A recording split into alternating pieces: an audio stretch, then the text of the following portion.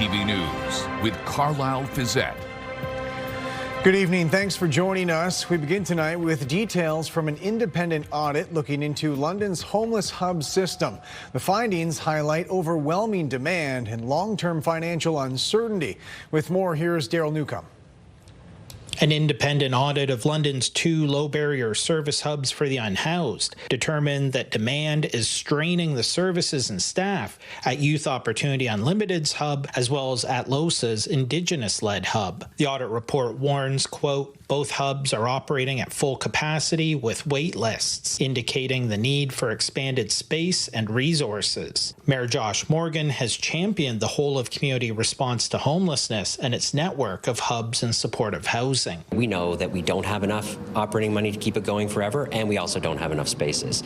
So I think the report is bang on with its recommendations and its guidance. Opening new hubs has been a challenge. The initial implementation plan was to see the first 5 open by May of 2024.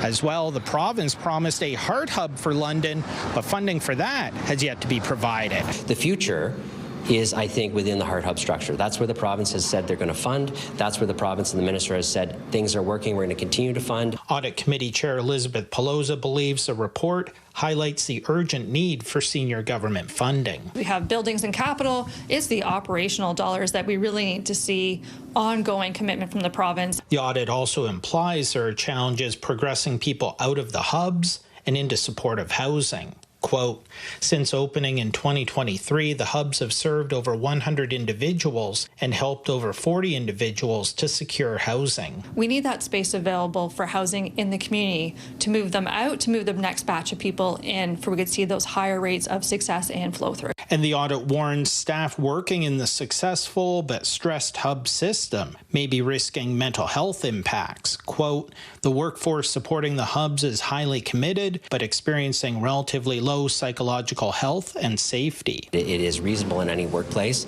that people are getting proper supports to be able to do the work they're doing, especially difficult jobs like this. The mayor expects the audit report should help build a case for more senior government funding that will reduce the pressure on the hubs. A value for money audit that says this is working. This helps us with our case to government to say we need to continue to support the work that we're doing. Daryl Newcombe, CTV News. London police have released more information following a weekend shooting near Richmond Row. Police say they've charged these 5 London residents with various offenses. They say there's a 6th outstanding suspect, though, who they are still trying to identify. According to police, they executed a search warrant on Monday, finding a loaded handgun, cocaine, plus pills and drug scales. They say the shooting happened near this parking lot connecting John and Mill Street. According to police, 1 victim was taken to hospital with serious but non-life-threatening injuries. London police say they've charged 1 person after a Labor Day standoff involving a man with a sword.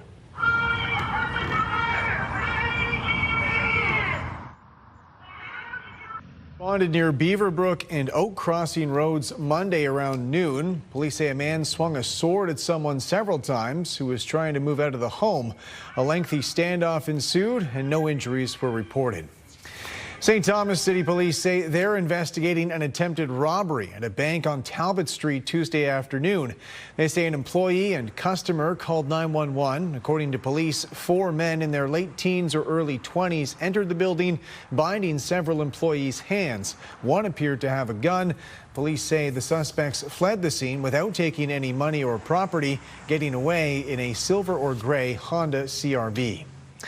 Tens of thousands of students returned to classrooms across our region today. Many of them even walked into brand new schools. With more from day one, here's Sean Irvine. For most students in London, Wednesday morning represented a first walk to school or a ride on the school bus.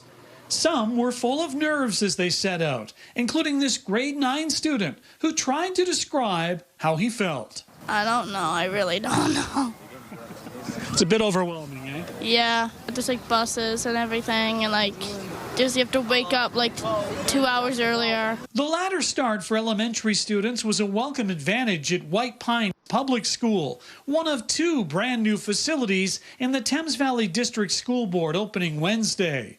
Parents and students lined up a half an hour before the very first classes. Some were relieved their children will no longer have to ride a bus. We are a transfer. We were originally at Lambeth, so now we get to experience this big, beautiful school. Some even went from a long commute to a short stroll. I should say 1 minute walk, and we have our balcony, so I can see my son literally walking to the school, coming back. So it's very exciting. Enrollment at this 3-story public school building, the first of its kind in decades, is already nearing capacity of 800 students. No portables at this point, but with all the growth in this area, you never know. Lynn says her 68 staff members plan to quickly build a school community amidst the culture of the neighborhood. Yeah, very diverse population, very representative of the London community, which is amazing. Meanwhile, the kids are focused on spending time with their friends, including these 2 brothers, one of whom had a long pause before he answered. What's the best part of school?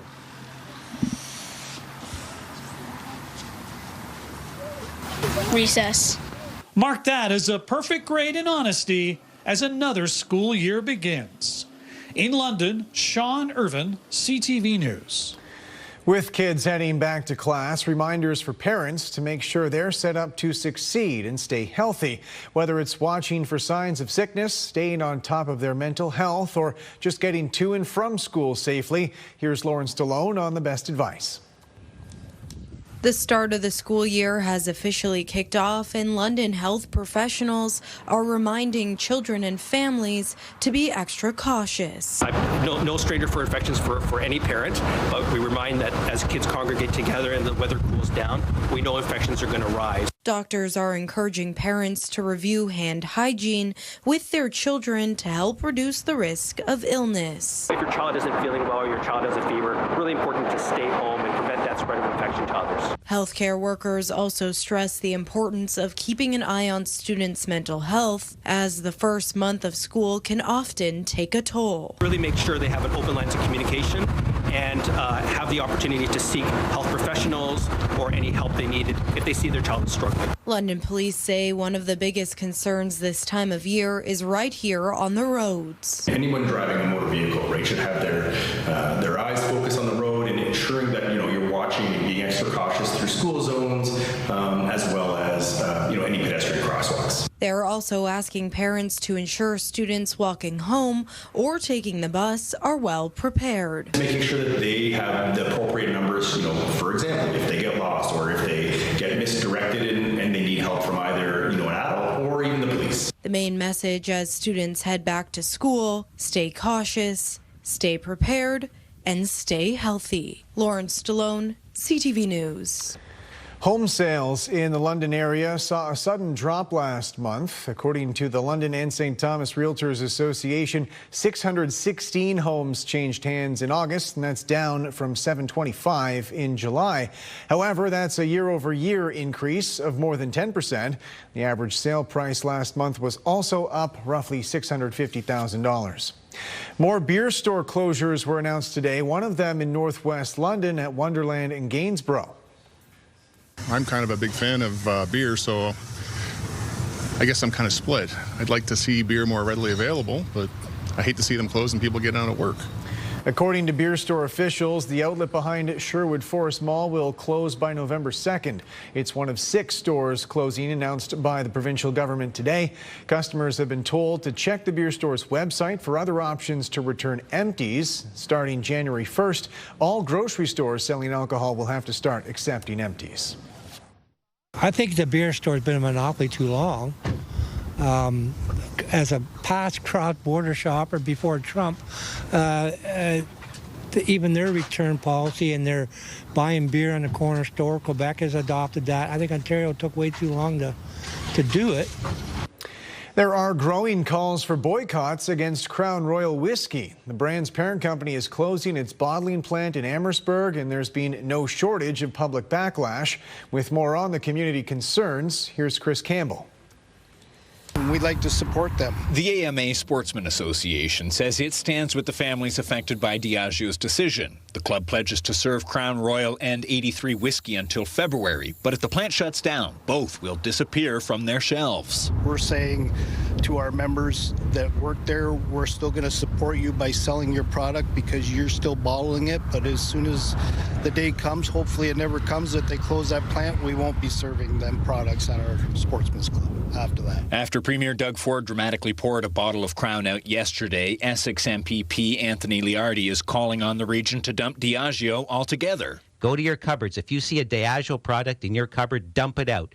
Dump it out today. Don't worry about what you paid for it because you have to support your people. You have to support your friends and neighbors. Windsor West MPP Lisa Gretzky is going further, urging the province to pull the brand from LCBO stores. In a situation like this, to not just sit back and take it. At some point, you have to show your solidarity. You have to show that fight, and you have to push back. More than 200 unionized employees work at the Amherstburg plant. Gretzky says they deserve the chance to keep their jobs after decades of local production. But experts warn a government-led boycott could backfire. So you don't want to provoke or send negative messages or unfavorable messages to the company that remains committed to Canada. They could actually decide to close everything down and move to the U.S. They have the economic power. They have almost 400 million consumers to serve. Sylvain Charlebois says consumer-driven boycotts have historically been more effective than government ones. For now, Premier Ford says he's considering a province-wide removal, but doesn't expect a decision soon. Maybe it'll help. Reaction on the street is mixed. Some say they'll back a boycott. Others say it may hurt workers more than the company. I don't know how effective that is. Maybe it will help. I don't know. I think it's a bad idea because they have other plants. I don't know if I don't think so. A boycott? No. But what can you do? Chris Campbell, CTV News. A major meeting today between the Prime Minister and his cabinet. They're gathering in Toronto for 2 days, focused on major project approvals, the trade war, and housing. Judy Trin reports. Ahead of his cabinet planning forum, the Prime Minister disclosed a top-level conversation. I last spoke to the President Monday evening. We spoke at length on a wide range of issues, including on trade, but geopolitical other issues. Over the next 2 days, members of cabinet will get more details about what Mark Carney learned in his unscheduled conversation with Donald Trump. The U.S. needs to start public consultations on the Canada-U.S.-Mexico trade agreement in the next few weeks. The focus of the government from the start has been on what we can control. The cabinet agenda includes deciding which major national projects, from ports to pipelines, to put on the fast track. Ministers will also discuss the rollout of Carney's Build Canada Homes initiative and how to build affordable homes on federal land. The finance minister has yet to map out the costs. It's going to be an ambitious budget, but at the same time with a fiscal discipline, you know. This budget is about fairness for every generation. The Liberal government has not passed a budget since April 2024. A budget is expected to be tabled in October. There will likely be public sector cuts in order to pay for investments. The federal government has been growing spending as a whole at over 7% a year on average for over a decade. That's twice the rate of growth of the economy on average. It's not a sustainable situation. So we need to rein in spending. We need to find efficiencies. Carney's cabinet also heard from polling experts who told them that the trade war was no longer a top priority for Canadians. Instead, fighting inflation, building homes, and job creation ranked ahead of Trump and his tariffs. Judy Trin, CTV News, Toronto. Tough decisions are on the horizon for municipal officials in West Grey. As Scott Miller reports, they're in the middle of a battle over local gravel pits, with other communities watching closely. There's literally tons of gravel in West Grey, but Judy Smilko and the Saugeen Preservation Society want that aggregate to stay put, at least for the time being. There is 3 active new aggregate license applications in West Grey. And if things are left as they are, the decisions that West Grey makes on those applications are going to be based on policies that were formed from a 20-year-old study. They're out of date. Smelko was hoping West Grey Council would implement an interim control bylaw to essentially pause all new gravel pit applications until the municipality could update their aggregate policies. But council didn't do that, instead deferring a decision until their November council meeting. Any applications that are already in the hopper, per se, will not be affected by an interim control bylaw from what we understand. Those ones need to be addressed and going forward on the policies that are already in place. What West Grey does in terms of gravel is being watched by other municipalities, citizens groups, and the gravel industry because they are the unofficial gravel capital of the province. When you're identified to have 60% of the gravel resources in Grey County, and Grey County has 60% of southwestern Ontario's deposits of quality aggregate, you come underneath that influence inundation pretty quickly. The gravel industry says Ontario needs 4 billion tons of aggregate over the next 20 years to meet Ontario's infrastructure needs. But opponents say there's hundreds of underutilized gravel pits in Ontario, so new pits, especially those near sensitive wetlands and near rivers, are not necessary. We would have preferred a yes in that moment, but at the same time, we gathered more support and they showed up. And we have an opportunity to move forward with this still with council and work with them and balance against the industry. Eckel says they're working with provincial ministries to see what they're going to do about new gravel pits as they try and decide whether to put up the green light or stop sign on new gravel extraction in their region. Near Durham, Scott Miller, CTV News. Still to come, potential toxicity. The common nail polish ingredient now banned in Europe over safety concerns.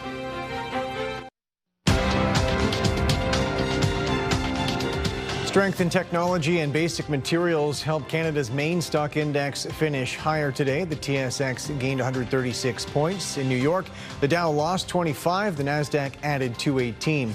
Canadian dollar took a minor loss, 0.02 cents. On commodity markets, gold gained more than $43 an ounce.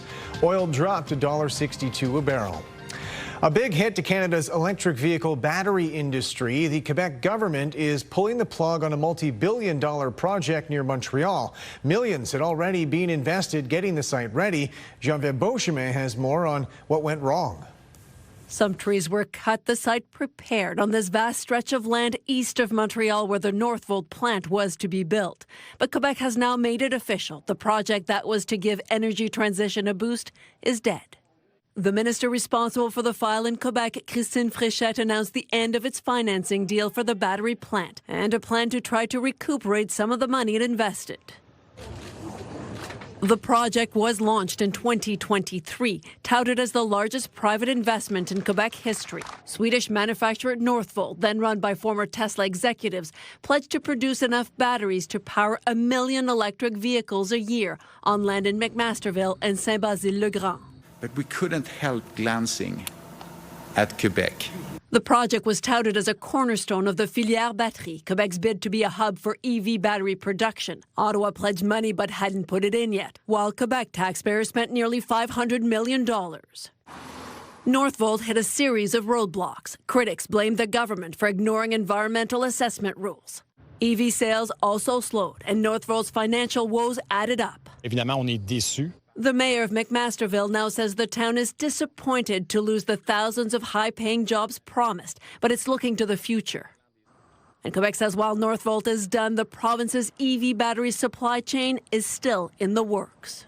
Now the municipality is looking to see just what else will be built here to replace this massive project. Geneviève Beauchemin, CTV News, McMasterville, Quebec.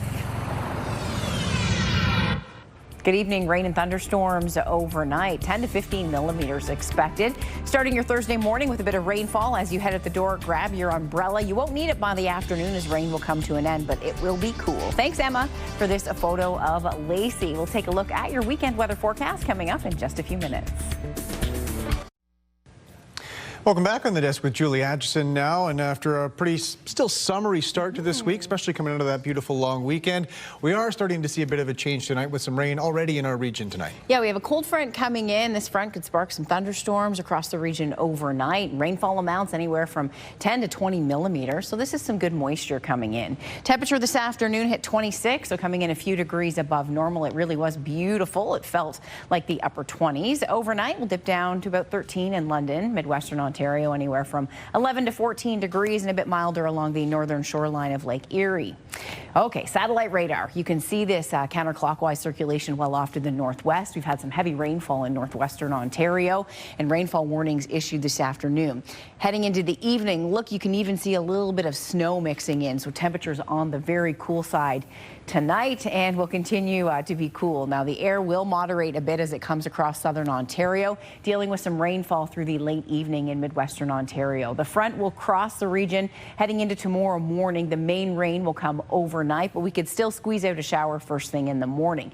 But the trend will be to quickly clear this front out, and in behind it, high pressure briefly builds back in. So that means we should see some breaks of sunshine as we head into Thursday afternoon. So the cold front comes through overnight, first thing in the morning. Cool air to follow, breaks of sunshine expected. Now, Midwestern Ontario, much different in terms of an extended forecast than in the London area. You'll be dealing with scattered showers on and off through parts of Huron, Perth, and Grey Bruce, whereas Middlesex County, Oxford, Elgin, as we head towards Chatham-Kent, more sunshine in the forecast. This time of year when we get the cool air coming in, it generates off-lake cloud and showers. So as we take a look at this forecast model, 5 a.m. shows the heavy rainfall right over London and through Midwestern Ontario, passing through the Bruce, though, overnight. You'll start your day with just overcast conditions. Still, as I mentioned, a risk for shower first thing in the morning, but the trend will be to clear this system on out and bring back a bit of sunshine. Few showers passing through on Friday possible as our next front slips through the area. This one does not have as much moisture to tap into. Latest rainfall analysis, close to 10 millimeters in London, north of London towards Goderich and Owen Sound, anywhere from about 10 to 20 millimeters. First thing in the morning, the temperature on the cooler side as we head out the door, 16 degrees by lunchtime and just a high of 19. So coming in a few degrees below normal. So today we were a few degrees above. Tomorrow we'll be back below normal. For your Friday, a mix of sun and cloud and 22. Looking good as we kick off the weekend, but winds will be a bit gusty. Probability of showers in London on the low end. Saturday looks nice with a mix of sun and cloud and cooler at 19. So that secondary front doesn't generate a lot of rain, but it brings a cool push of air. A few showers in the forecast on Sunday, but back into a mix of sun and cloud Monday through Wednesday, with daytime highs returning to normal, 22 to 23. Midwestern Ontario, you can see more rain on your icons, so you will have some scattered showers. Chance for rain first thing in the morning in through Huron and Perth County. Grey Bruce, you should be out of it, and then breaking into a mix of sun and cloud by the afternoon. Off-lake cloud and showers will plague your forecast, but not steady rainfall, so just a chance for showers as we head through the weekend. Daytime highs will be on the chillier side, with overnight lows from just 8 to 9 degrees and temperatures into the upper teens. Recovery on the way Tuesday into Wednesday. We're back into a mix and temperatures return to normal for this time of year. Carlyle, back to you.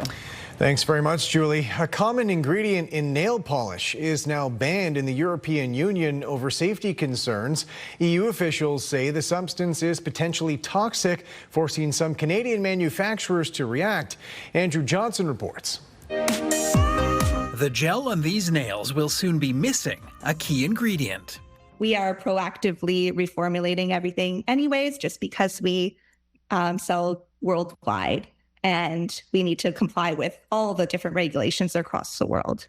Burnaby, BC-based Accents is reformulating its gel nail products to remove the trimethylbenzyl diphenylphosphine oxide, also known as TPO. TPO causes the polish to harden and gives nails that glossy shine when exposed to UV light, a process known as curing. But studies in animals have raised concerns about its effects on fertility and reproductive health, and it's now banned in the European Union. This ingredient, TPO, has been found to have negative reproductive effects in animal studies. To my knowledge, there have not been controlled trials in humans, but due to the concern in animal studies, this is what inspired the caution. The EU historically has taken a more aggressive stance on chemicals in cosmetics, often banning substances that pose a theoretical risk to human health before studies are done on people. We reached out to Health Canada but haven't received a response. One dermatologist is not expecting a ban in Canada anytime soon. There are regulatory bodies that will have to really do a deep dive into the data to decide if this is a true real-world risk that could be problematic for humans. As companies like Accents now reformulate their products without TPO, if you're concerned, you can also try hypoallergenic gel polishes that are TPO-free. Andrew Johnson, CTV News, Vancouver.